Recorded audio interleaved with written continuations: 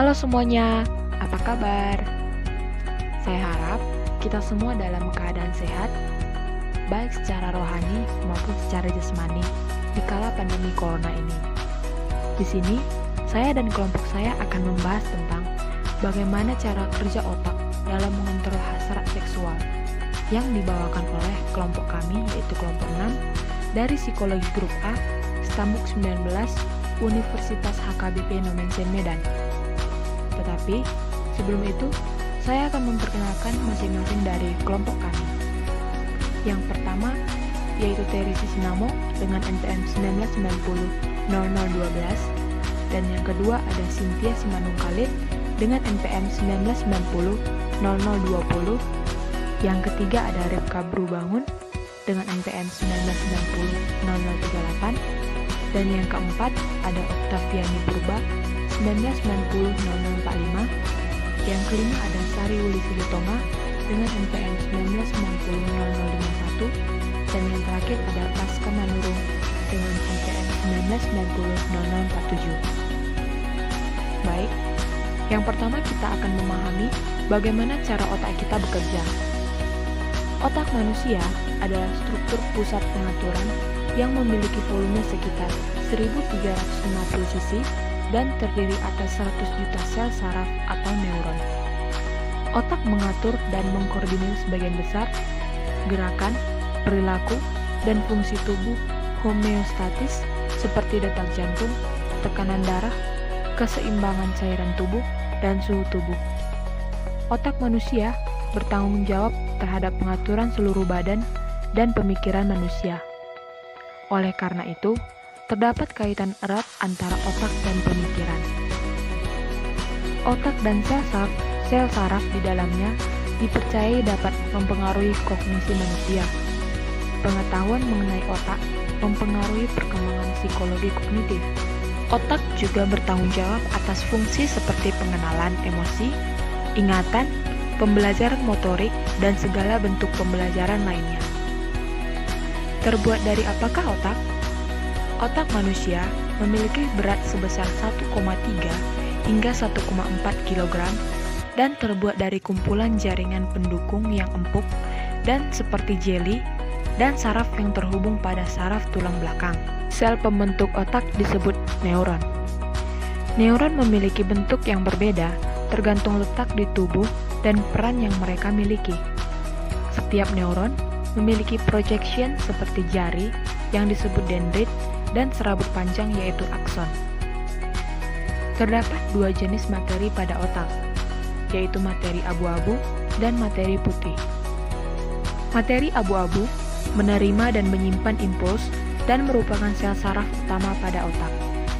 Materi putih pada otak membawa impuls ke dan dari materi abu-abu. Materi putih mengandung serabut saraf atau akson. Materi putih juga mencakup kebanyakan sistem saraf di mana mereka dapat mengantar dan mengumpulkan sinyal elektrokimia. Materi putih membuat jaringan dari jutaan serabut saraf. Otak kita terbuat dari sekitar 100 miliar sel saraf yang disebut neuron. Hal ini adalah bagian yang paling penting dari sistem saraf pusat yang mengendalikan kemampuan untuk berpikir, berbicara, merasa, melihat, mendengar, bernapas, dan membuat memori. Baiklah, saya akan melanjutkan materi kami, yaitu tentang hasrat seksual. Hasrat seksual ini juga disebut sebagai libido. Menurut para ahli ataupun peneliti, mereka dalam memandang hasrat seksual ini dikategorikan kepada dua kerangka, yaitu yang pertama, asumsi yang paling sering yang dipergunakan adalah dorongan alami seperti insting, kebutuhan, tujuan, harapan, atau keinginan. Dan yang kedua, menekankan pada aspek relasional dari hasrat seksual. Kita akan belajar tentang hasrat seksual menurut para ahli. Yang pertama adalah Sigmund Freud. Dia mengatakan bahwa libido itu sebagai energi atau daya insting yang terkandung dalam identifikasi yang berada pada komponen ketidaksadaran dari psikologi. Ia juga mengatakan bahwa dorongan libidinal dapat bertentangan dengan perilaku yang beradab. Dan hasrat seksual juga itu meliputi berbagai hal kegiatan seperti makan, minum, buang air kecil dan juga buang air besar. Itu adalah termasuk kepada hasrat seksual juga. Sigmund Freud mengatakan bahwa usia bayi 0-1 tahun itu termasuk kepada perkembangan hasrat seksual yang disebut tahap oral. Pada umur 1-3 tahun, ini disebut sebagai tahap anal, dan pada usia 4-5 tahun disebut sebagai tahap palik.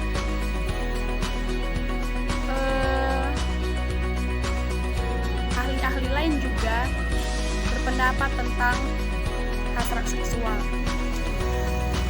yaitu menurut Kaplan, hasrat seksual itu adalah keinginan yang besar atau apetit atau dorongan yang memotivasi kita dalam berperilaku seksual. Dan juga ditambahkannya bahwa dorongan lainnya seperti lapar, hasrat seksual itu diatur oleh pencegahan terhadap rasa sakit dan mencari kepuasan dalam hasrat seksual yang diproduksi oleh pengaktifan sistem neural yang spesifik di otak manusia. Kemudian,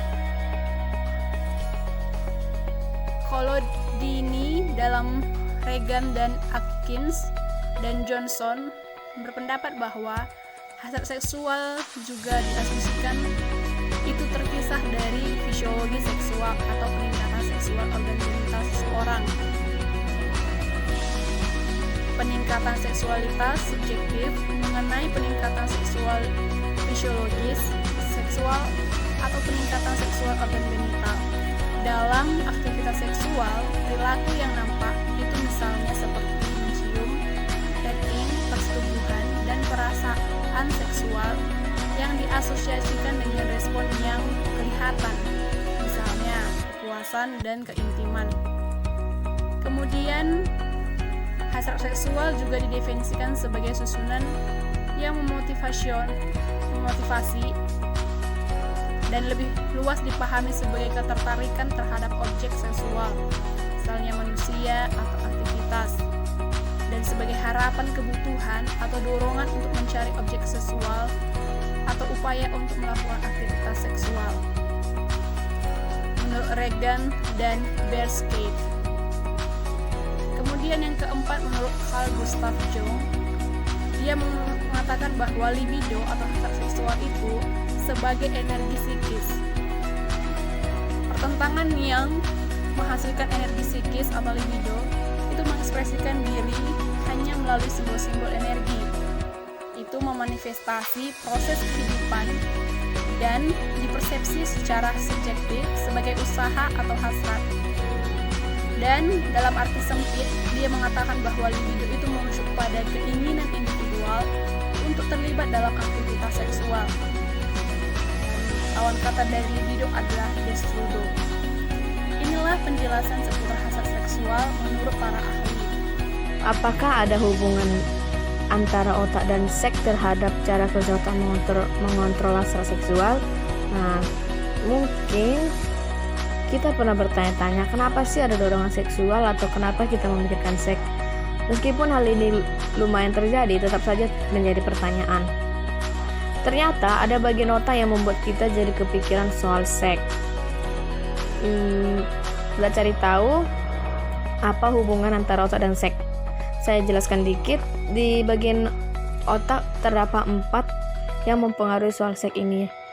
Tetapi saya akan menjelaskan 2 bagian otak yang mempengaruhi soal seks ini, dan 2-nya lagi nanti akan dijelaskan oleh teman saya. Yang pertama itu ada sistem limbik. Ini merupakan bagian otak yang mengurusi masalah emosi, sedih, senang, marah, atau serta diorientasikan seksual yang ada pada diri kita. Jadi saat kita melihat, mendengar, mencium, atau merasakan sesuatu, sistem limbik ini langsung kesetrum atau langsung berpengaruh satu sama yang lainnya.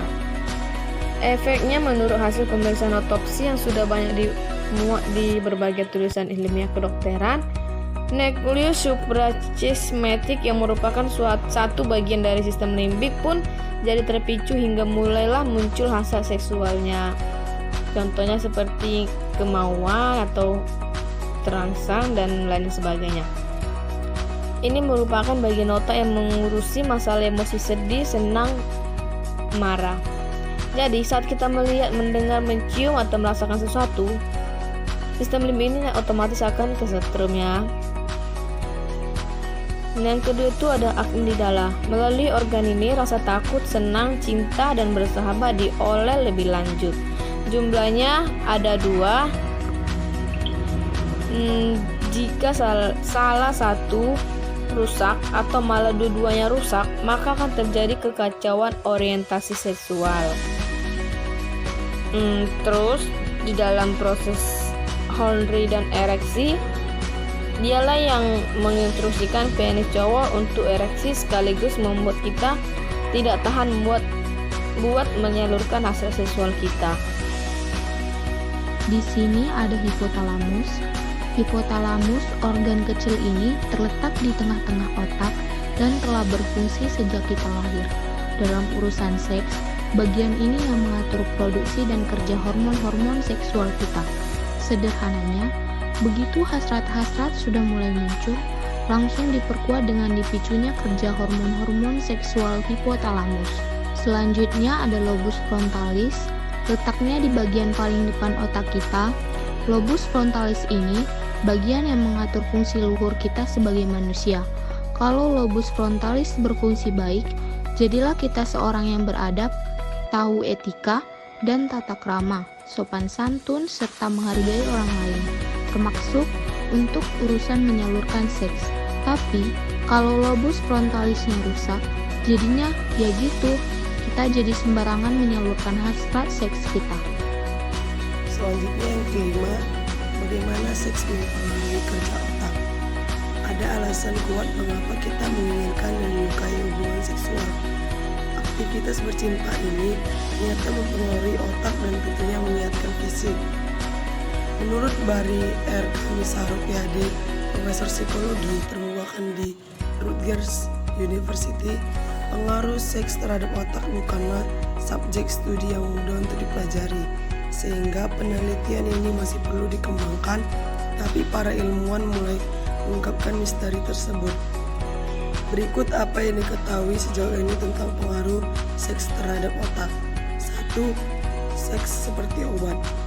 Seks membuat kita merasa lebih baik, karena itulah kita menginginkannya, menyukainya, dan menghabiskan banyak waktu mencari pasangan untuk seks.